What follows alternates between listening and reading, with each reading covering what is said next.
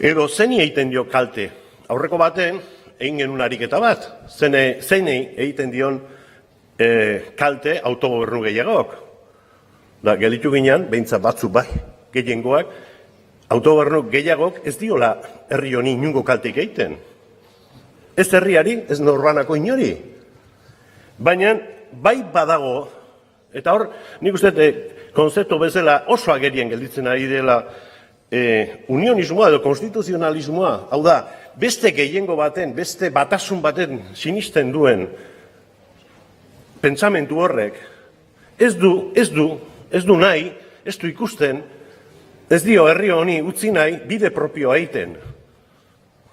Eta da, nagusitasun kontua. Herri integratu bat, herri integratzaile bat, baldin badaukagu, zergaitik ez zaio utzi behar bide propio egiten. Elkarlanean, kolaboratzen, solidaritzan, baino auzotarren arteko akordio politiko on batekin. Elkarbizitzarako akordio batekin.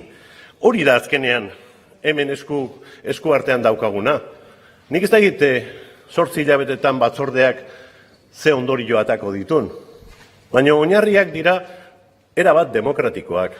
Erabat demokratikoak. Eta hemen, naiz eta jolasean ibil gaitezken, oinarri demokratikoa eta legeztasuneko oinarriarekin, garbi dago oinarri demokratikoak ezin dula beste oinarria inposatu, ezin dela beste oinarriaren gainetik jarri ezer egin gabe, ez negoziatu egin behar dela.